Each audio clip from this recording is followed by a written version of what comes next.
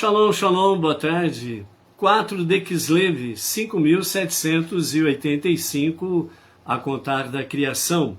5 de dezembro de 2024, do calendário civil da Era Comum.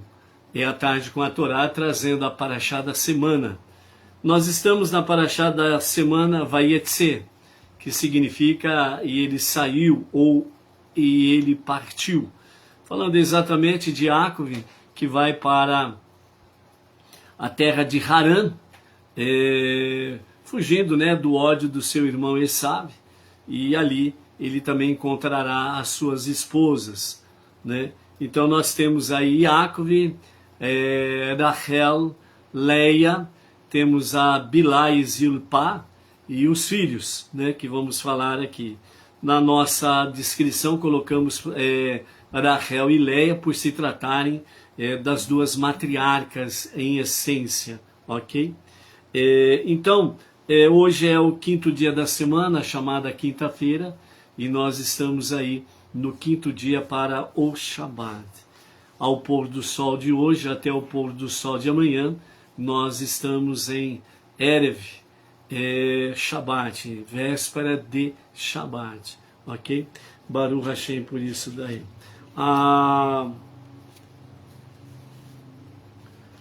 Nós estamos aí numa campanha, juntamente com o nosso Rav Yaakov Gerenstadt, sobre a nova sede do Beit Chabad de Brooklyn, a nova sinagoga Beit Chabad de Brooklyn, ali em São Paulo, ok?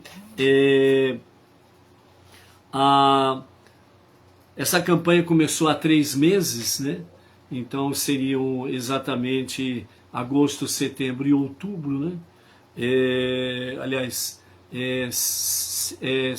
começou em agosto, mas a nossa campanha de colaboração com as doações, a de Tzedakah, ela começou em setembro, Então nós temos setembro, outubro e novembro, são 3 meses. Então a Sinagoga Ben Noa Regional Bauru, ela assumiu um compromisso de uma contribuição mensal de R$600 em 30 parcelas, ok?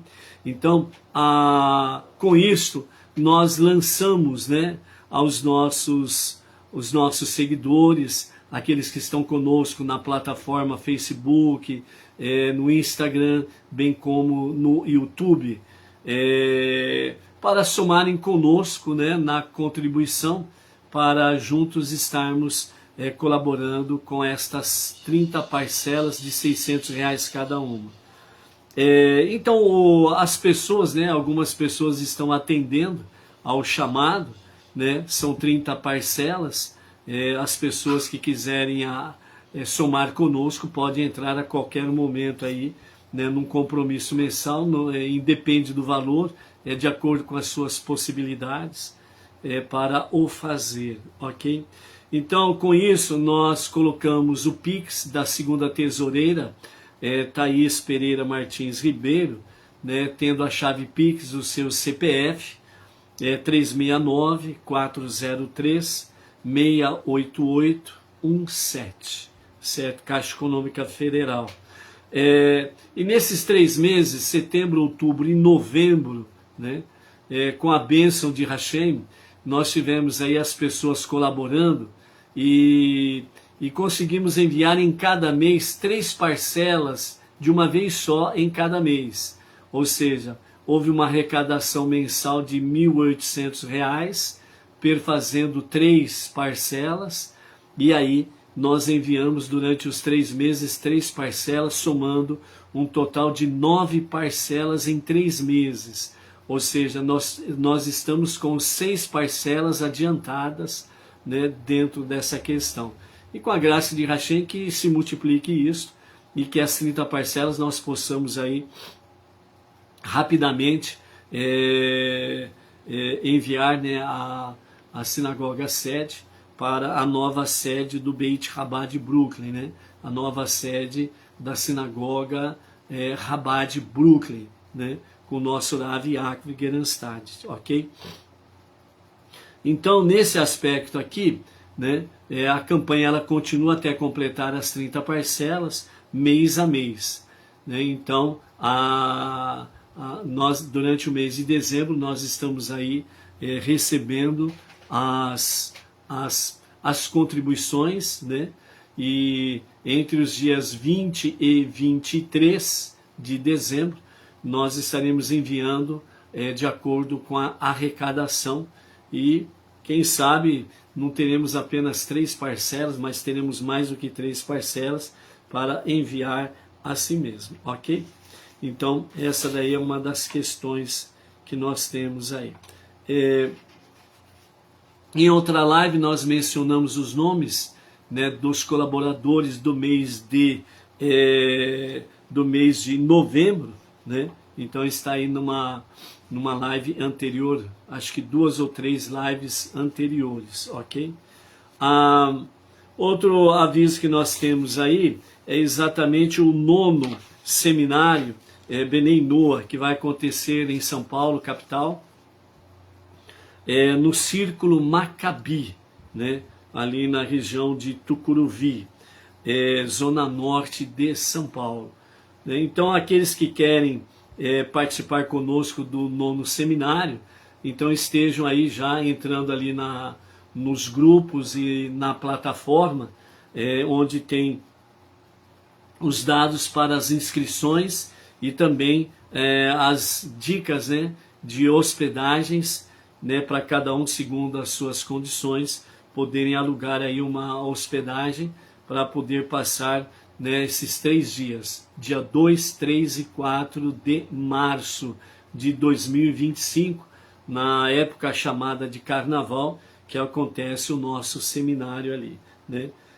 Segundo o nosso Rabi Yaakov Gerenstad, teremos a presença de vários pastores e muitas outras novidades durante o seminário. E durante o seminário também ali nós teremos, né, todas as refeições, né, que estão inclusas na própria taxa de inscrição. As refeições, todas elas serão refeições kosher, né? Serão refeições realmente que estão dentro do padrão kasher, né? Então isso é muito bom, sem sombra de dúvidas, ok? Maiores esclarecimentos dos grupos Benei Noah estão aí, e também estamos à disposição aí no Zap, né, que podem mandar aí as suas perguntas e questões aí, ok? Nós estamos no mês de Kislev, e no mês de Kislev nós temos a grande festividade chamada Hanukkah, a festa das luzes, né? E de acordo com isso, Hanukkah, ela vai começar a sua primeira noite vai acontecer exatamente no dia 25 de dezembro à noite, ok? Então é a festa de Hanukkah. A festa de Hanukkah, ela já tem milênios pela frente e não tem absolutamente nada a ver com o Natal pagão que se comemora aí afora, ok? Não existe nada dessa questão de menino Deus que nasceu e companhia limitada, né? A chamada festa natalina, ela era comemorada no dia 6 de janeiro, que era uma comemoração à divindade o Sol, né? Então a festividade em si era para ser para o Sol, aliás, ela era para o Sol. Mas aí, né, mudaram a data para o dia 25 de dezembro, né, justamente para trazer aquela famosa confusão, né? Aliás, para não parar confusão na mente das pessoas, né? Porque 6 de janeiro era uma festividade pagã, muito idólatra, havia sacrifícios humanos, certo? Porque eram sacrifícios humanos dados ao Sol, à divindade o Sol, ok? E aí então mudaram essa data, né? O Sol Invicto, né? Que foi a primeira nomenclatura aí sobre a questão do Natal, o Sol Invicto. E aí mudaram para o dia 25 de dezembro para que as pessoas não fizessem a comparação. Mas não é para o Deus Sol, não tinha sacrifícios humanos, etc. e tal, patati patatá. Então, para tirar aquela atmosfera, né, então mudaram para o dia 25 de dezembro, que calha dentro da festividade de Hanukkah, festividade judaica, com realmente cunho rabínico, né, que está conectado com os macabeus e os seleucidas, né, os gregos e sírios, que queriam fazer a assimilação do povo judeu, perdendo a sua fé original, né, os seus conceitos originais, seus costumes originais, baseado na Torá, né, e dessa forma os seleucidas queriam fazer com que eles fossem assimilados. Eles podiam servir o seu Deus, o Deus de Israel, e ao mesmo tempo poderia servir o Deus Sol, o invicto, né? E também poderia servir outras divindades que eram trazidos pelos sírios e os gregos, né? Então tinha essas questões todas aí, né? Podia haver uma mistura, isso é assimilação. Então, né, a festa de Hanukkah, ela não tem absolutamente nada a ver com o Natal, ok? Baruch Hashem. A nossa paraxá da semana, nós temos aí, né, realmente a questão de Yaakov e as duas matriarcas, né, Leia e Rachel, e temos aí um certo embate, né, entre Yaakov e Lavan, que Yaakov, Deus disse para ele ir embora, voltar para a terra prometida, junto dos seus pais, etc. e tal.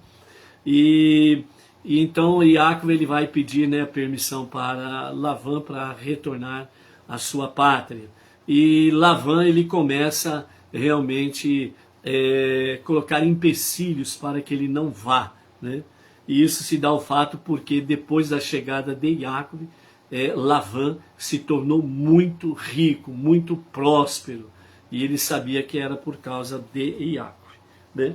Então vamos ver primeiro alguns aspectos aqui, com referência à questão, né, de Leia ou Leá e Rachel, né? Então ficou muito popular, né, Leia, né? Então Leia, né, que o certo é Leia ou Leá, né? Então Leá e Rachel, ok? Que ficou popular a questão de Leia, né? Então as pessoas acabam se acostumando, e às vezes a gente acaba se acostumando também e acaba falando Leia, né? E não é Leia, é Leá, né? Ou Leá, né? Que é mais complicadinho um pouco de fazer. Então é Leá e Rachel, né? Sobre esse embate aí. Primeiramente nós precisamos identificar que a família de Lavan e de Abraham e Isaac, né, eram parentes entre si. E com isso o que aconteceu? Quando nasceu Yaakov e Esav, né, e lá em Harã nasceu Leia e Rachel, né, então o que ficou combinado entre as famílias, né? O mais velho ficaria com a filha mais velha e o mais novo ficaria com a filha mais nova. Então, automaticamente, Esav estava para Leá, e Leá estava prometida a Esav, e Rachel estava prometida a Yaakov e vice-versa. E como a época existia muitas caravanas comerciais que ia e vinha, né? Então o que acontecia nessas questões das caravanas comerciais que andava para lá e para cá, por assim dizer, então traziam notícias, né, tanto do lado de Leá e Rachel, como de Yaakov e Esav. E automaticamente Leá, ela queria saber notícias do seu pretendente, Esav, e automaticamente Rachel queria saber notícias do prometido Yaakov. As notícias que chegavam para Rachel sobre Yaakov eram as melhores possíveis. Então Rachel, ela vivia felicíssima, porque o seu pretendente era realmente um homem exemplar, temente a Hashem, né? E a sua a sua conduta era com muita ética, muita espiritualidade, com muita moralidade. Então, era tudo de bom, né, que uma mulher precisa, um homem, tudo de bom. E Rachel, ela tinha essa perspectiva das notícias que chegavam com referência a Jacob. Agora, quanto à questão de Léa, ela tinha um problema, porque todas as notícias que chegavam para ela eram péssimas com referência a Esaú. Então, e aí, quem é Esaú? Como que ele é? Ele é ladrão, ele é assassino, ele é sequestrador, ele é estuprador, ele rouba, ele pinta o caneco, né? Pinta o sete, né? É um perverso. E isso daí fez com que Léa, ela chorasse muito, porque o seu pretendente era da pior espécie, né? E por outro lado, Rachel vivia em alegria, sorrisos, né? Porque realmente o seu pretendente era, entre aspas, né, o homem perfeito. Mas aí o que acontece com Léa, né? Léa, ela faz o quê? Ela chora, faz preces, muitas preces a Hashem. Ela clama e muito a Hashem, chora, faz prece, clama a Hashem para mudar a sua sorte. Ok? Por isso que o texto bíblico fala que os olhos de Léa eram fracos. Por quê? Porque ela chorava demais e isso trouxe realmente assim, os seus olhos eram olhos realmente não belos, não eram olhos realmente, por assim dizer, agradáveis, né? Porque o seu semblante era de tristeza, né? Mas aí na história em que Jacob ele foge do seu irmão Esaú e vai para Harã, né? Harã, para você se localizar, né? É a Síria dos dias de hoje, entendeu? É a Síria dos dias de hoje. Então, Jacob ele vai e encontra Rachel lá no poço, né? Onde ele vê a Rachel, se apaixona por ela, tudo mais, vai para a casa de Labã. Lá na casa de Labã ele pede a mão de Rachel em casamento, né? E isso daí faz com que Léa chora mais ainda, né? Porque né?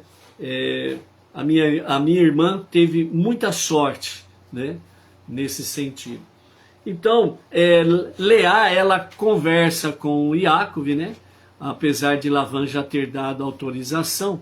Então, Rachel, que já estava prometida a Jacob, então Labã ele confirma, né? Ele confirma.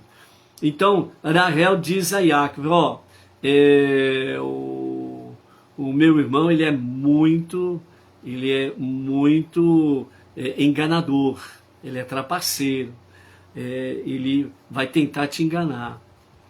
Então, Rachel e Léa, Rachel e Jacob, eles combinam então sinais. Por quê? No dia do casamento. Porque no dia do casamento a noiva vai com o seu rosto completamente coberto. O noivo não vê o rosto da noiva, certo? Então ela vai com o rosto completamente coberto. Então Rachel e Jacob, eles combinam sinais para que eles possam realmente se identificar que realmente é Rachel com quem ele está se casando, né? Aí no dia do casamento, então Labã, para enganar, né, Jacob, ele faz o quê? Rachel, ela tinha ela tinha uma irmã serva, né, que era a Zilpá, porque a Zilpá ela era nova, então ela foi dada por Labã a Rachel para ser a serva de Rachel. Então quem acompanhava Rachel era Zilpá, a mais nova. E por outro lado, Léa, né, ela tinha a Bilhá, que era a serva mais velha, certo? Então automaticamente, onde uma ia, a serva ia atrás. né? Apesar de serem irmãs por parte de pai, porque o pai teve a Zilpá e Bilá, né, com uma concubina, ok? Então elas eram irmãs por parte de pai. E Lavã acabou dando elas como servas para Leá e Rachel. Então automaticamente, além dos sinais que Rachel e Yaakov combinaram, então tinha também a questão da dama de companhia. Então era só Yaakov ver que quem estava acompanhando a noiva, quem que era? Tinha que ser exatamente a Zilpá, a mais nova, certo?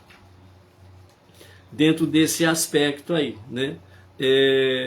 Então, quando chega o casamento, o dia do casamento, a Lavã, ele prepara a Leá para o casamento.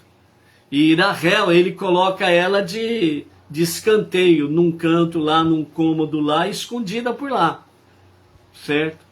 E aí, quem que vem acompanhando Leá? Não é a Bilá, a serva mais velha, mas é a Zilpá, a mais nova.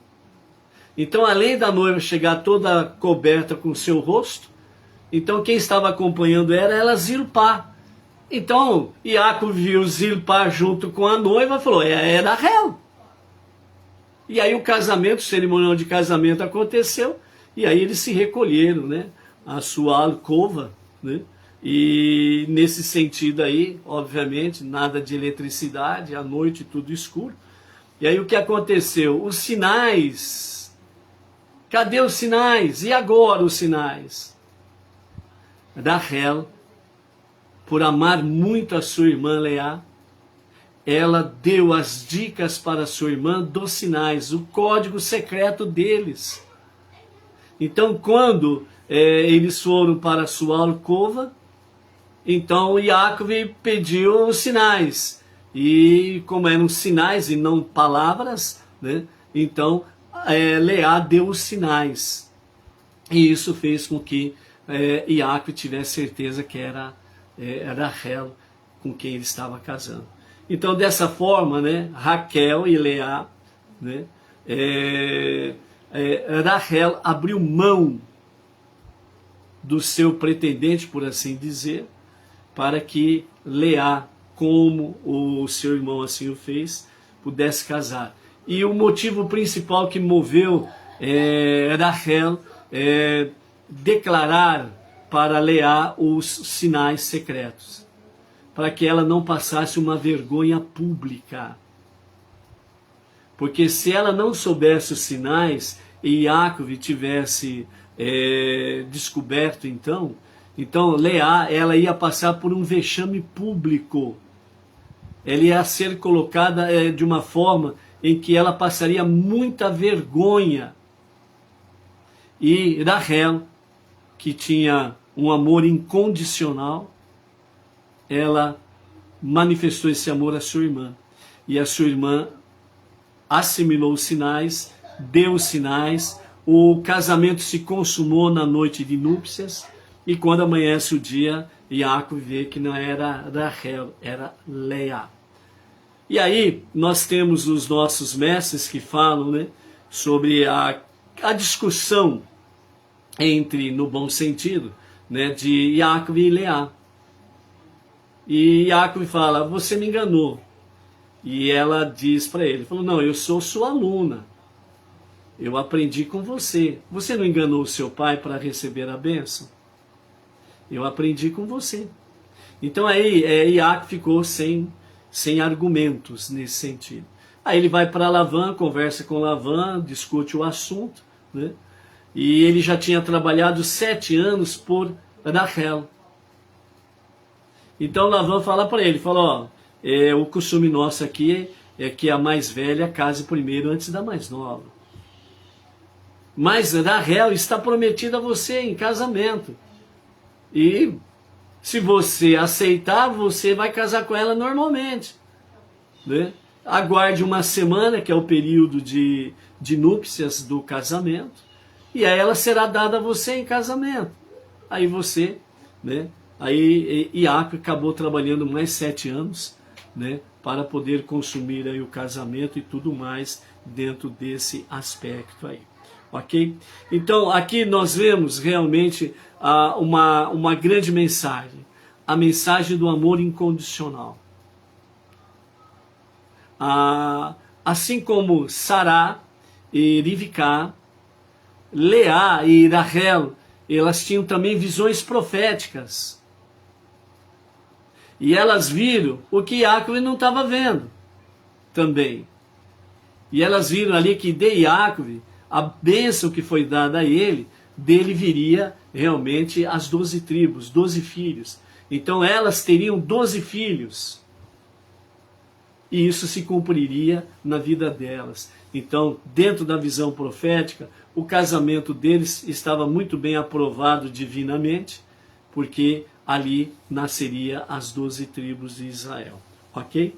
Mas o percurso, né, realmente foi um pouco tumultuado dentro desse aspecto aí, né?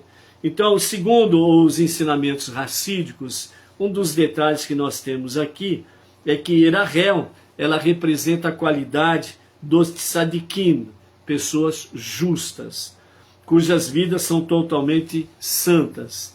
E Leá, a dos Baalei Teshuvá, os penitentes, por isso que ela chorava, clamava e clamava a Hashem para mudar a sua sorte, né? De má sorte para uma boa sorte. E como mudou para boa sorte, sem sombra de dúvida. O Baalei Teshuvá são os penitentes. Baalei, literalmente, Baalei, mestre ou senhor. Teshuvá, do retorno, né? Então, mestre do retorno a Deus para um verdadeiro e genuíno arrependimento. Então, se torna penitente. Então, como ela tinha as notícias de Esav de ser um perverso, então ela se tornou um Baalei Teshuvá, uma pessoa penitente. Ela chorava e clamava ao Eterno para mudar a sua má sorte para uma boa sorte, né?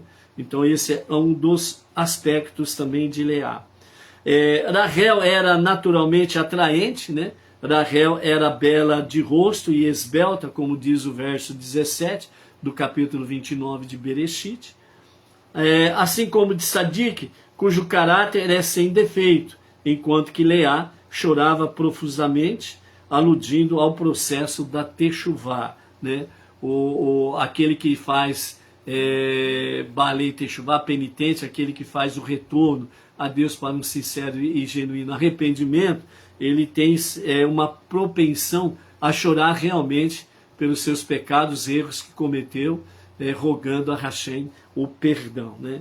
Então ela também era naturalmente expansiva, né? Um talento que ajuda a pessoa a trazer o mundo exterior para o âmbito da santidade. Iacove era uma pessoa honesta que frequentava as tendas, né? Que significa as tendas de Shem e Ever, e também as tendas de seu avô Avraham, né? Como está na Parashat Toledot 25, 27. Ele só se ocupava com assuntos ligados à santidade, o comportamento dos tzadikim, essa realidade. Então as pessoas diziam que Iacove estava destinado a Rachel, pois suas qualidades se emparelhavam. Por outro lado, Esav era um expansivo homem do campo, com todas aquelas perversidades. Por isso as pessoas diziam que ele seria um bom marido para Leá, pois somente a talentosa e expansiva Leá teria a habilidade de levar Esav a fazer Teshuvá. Ou seja, devido Leá ser uma pessoa penitente, né, por causa da sua Teshuvá, ela tinha as qualidades para convergir Esav para a Teshuvá. Então isso haveria a possibilidade disso acontecer.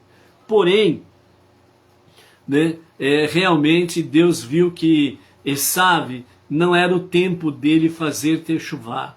A Teshuvá de Esav está destinada para os dias de Mashiach, né? Ele e a sua descendência. Com isso, realmente, o Eterno ele ouviu o clamor de Leá e mudou a sua má sorte para uma boa sorte e tornou-se a primeira esposa de Iacove. ok? Então, esse é um aspecto aí dentro deste, para nós compreendermos aí essa questão. Então, nós temos aí, para nós vermos a posição de Leá e Rachel, né? Então, Leá, ela está ligada ao reino do sul. Isso significa que está conectado com as duas tribos que permaneceram depois da divisão, né? Se não me falha a memória, foi acho que Reovoão, né? O rei, ou Jeroboão, que fez a partilha do reino do norte e o reino do sul. Rachel está conectada com o reino do norte, que estão as 10 tribos, conhecida como as 10 tribos perdidas, e foi a segunda esposa de Iácove, né? Apesar dela ter sido a segunda esposa, ela sempre foi o primeiro amor e a primeira esposa no dia a dia da vida de Iácove, ok? Porém, Leá, ela foi a primeira a ter filhos, enquanto Rachel permanecia estéril, né? Então, Leá foi a mãe da maioria dos filhos das 12 tribos, da maioria dos filhos de Iácove para formar as 12 tribos. Então, nós temos aí dentro desse contexto, Leá, ela deu à luz a Reuven, Shimão, Levi e Yehudá. E aí ela parou de ter filhos, né? Segundo os nossos mestres, fala que Reuven nasceu junto com uma irmã, né? Ou seja, gêmeos, Reuven e mais a sua irmã. Shimão, ele nasceu com duas irmãs, né? Mais duas irmãs, trigêmeos. Levi, gêmeos, ele e uma irmã. Yehudá, gêmeos, ele e uma irmã também, ok? Depois que ela cessou de dar à luz, então Zilpá, aliás, Leá, ela dá como esposa para Iácove a sua serva, sua irmã serva, Zilpá, né? E aí Zilpá, como registra lá no capítulo 30, nos fala que ela deu à luz a 2 filhos para Iácove, que era Gade, mais uma irmã, portanto gêmeos, e a Asher, e mais uma irmã, gêmeos também, ok? As mulheres férteis, né? As mulheres judias férteis sempre vêm com gêmeos ou trigêmeos, né? Então, aqui nesse primeiro momento, nós temos 6 filhos já dados a Iácove, enquanto que Rachel permanecia estéril. Então, até aqui, Zilpá, no capítulo 29, deu 4 filhos a Iácove, e Zilpá, no capítulo 30, dá mais 2 filhos a Iácove. Depois disso daí, ainda no capítulo 30, a partir do verso 18, Zilpá, ela tem mais 2 filhos, ela dá à luz a mais 2 filhos para Iácove. Isahar, mais uma irmã, e Zebulun, e mais uma irmã, né? Chega gêmeos novamente, ok? Aí, Rachel, ela continua estéril e ela não tem dado luz a filhos. E aí Leá, ela já pessoalmente, deu à luz 6 filhos. Só que ela fica grávida novamente. E quando ela fica grávida novamente, então ela, que é uma Baalei Teshuvá, uma penitente, certo? Aquela que chora e clama ao Eterno, e a sua prece é ouvida. Quando ela se viu grávida novamente, então ela pensou da seguinte forma, né, que os nossos mestres trazem: se eu tiver mais um filho homem, eu vou ter 7 filhos para Iácove. A minha serva Zilpá deu à luz a 2. A serva de Rachel, né?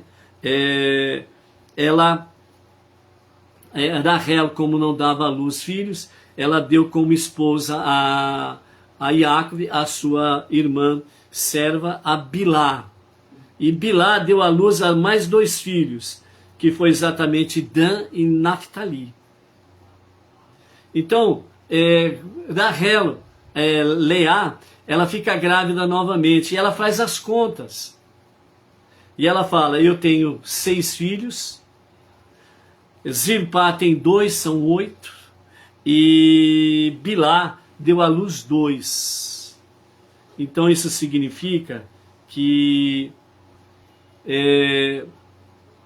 se Rachel não tiver 2 filhos para concluir as 12 tribos de Israel, ela ficará em desvantagem e inferior às 2 irmãs servas, a Zilpá e a Bilá. Então aí ela entra naquela, sabe aquela questão, pratique o bem porque o bem voltará para você, e voltará realmente com grandes bênçãos.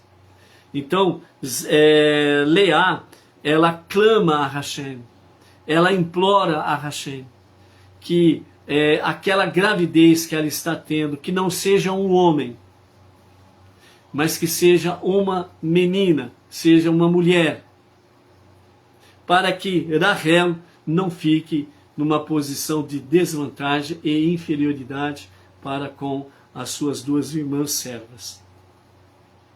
E Deus atende a Leá e a sua gravidez torna-se realmente uma gravidez de um feto feminino.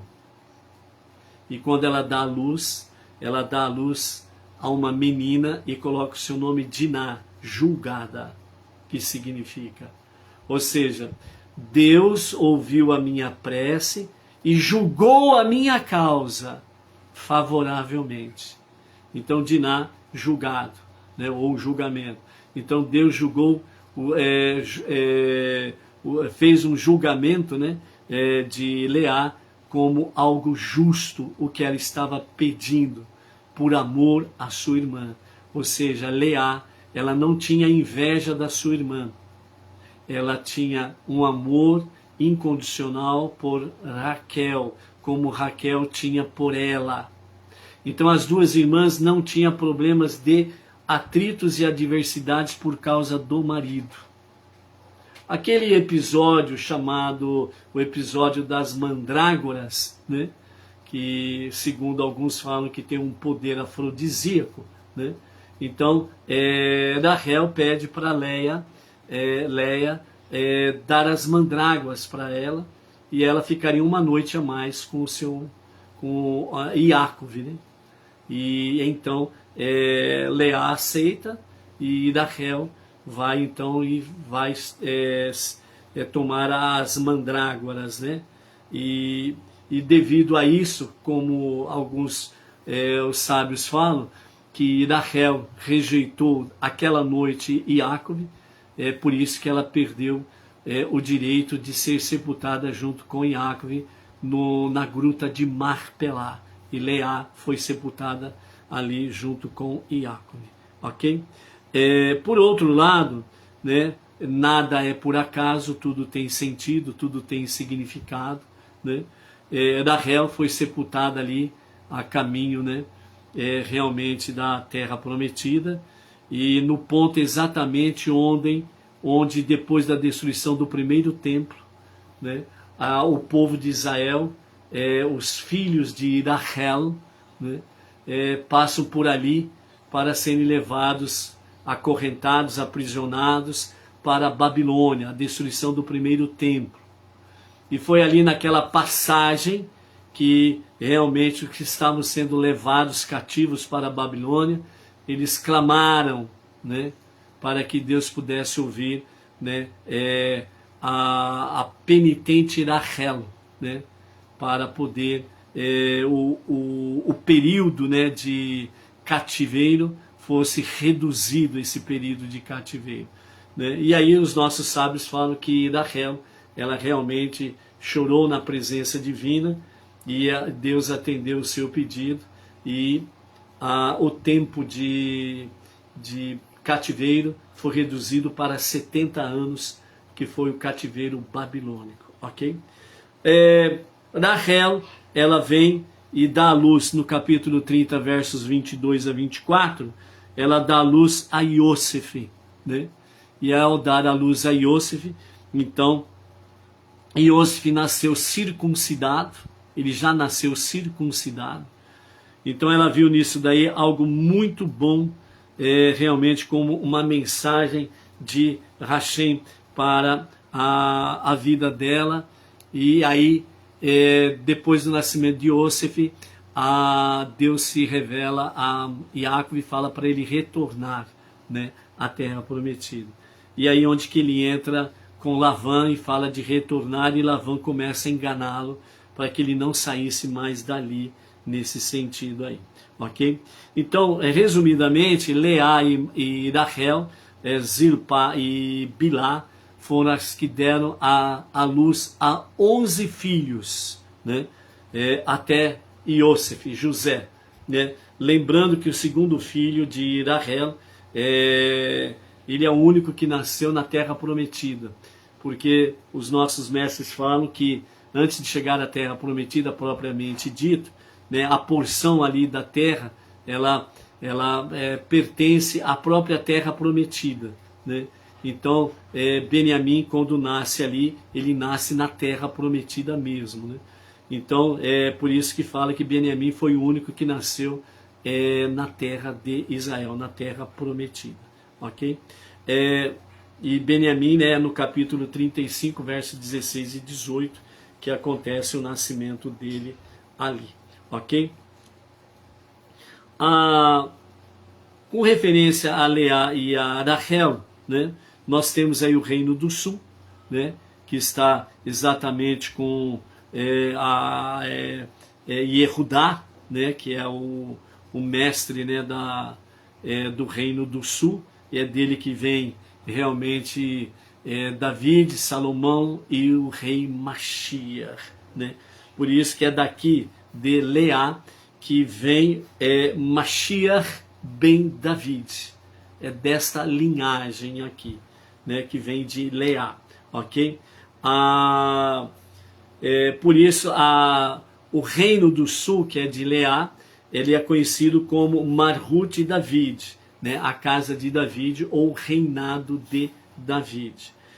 Do lado de Rachel, nós temos aí exatamente a questão de Marhut Israel, a casa de Israel, né, que está a descendência de Rachel nesse aspecto aqui, ok? As duas casas, por assim dizer, elas convergem para a redenção final, ou seja, as 10 tribos perdidas, mais as 2 tribos do Reino do Sul e as 10 tribos do Reino do Norte, elas vão voltar realmente a serem devidamente qualificadas pelo rei Mashiach, né?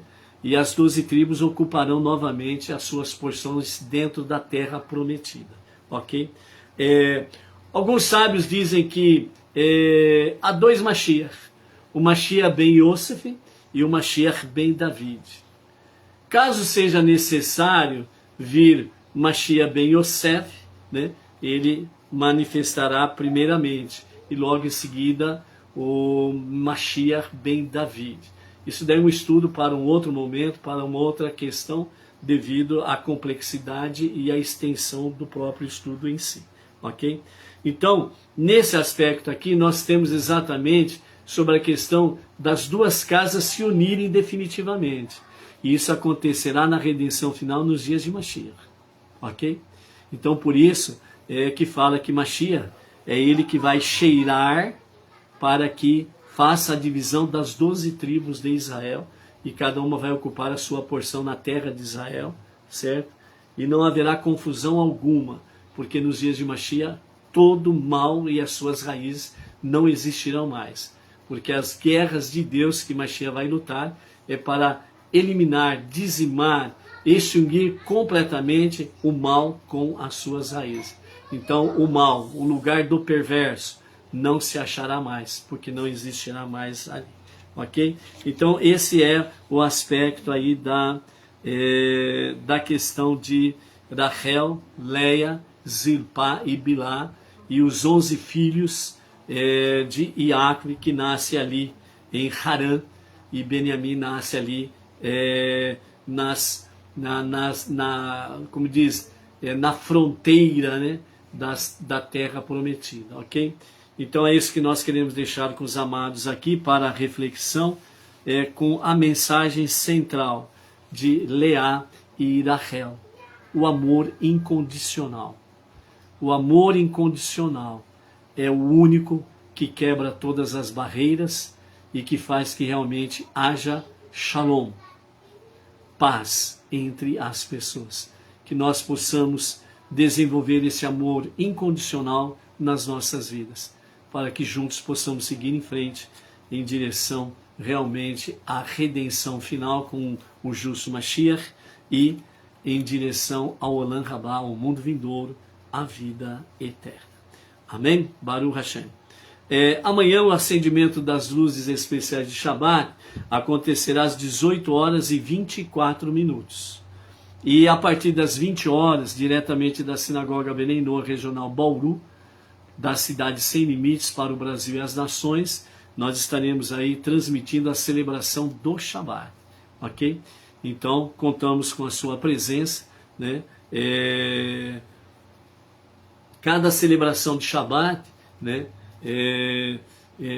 Durante a celebração, nós contamos normalmente com mais de 200 visualizações.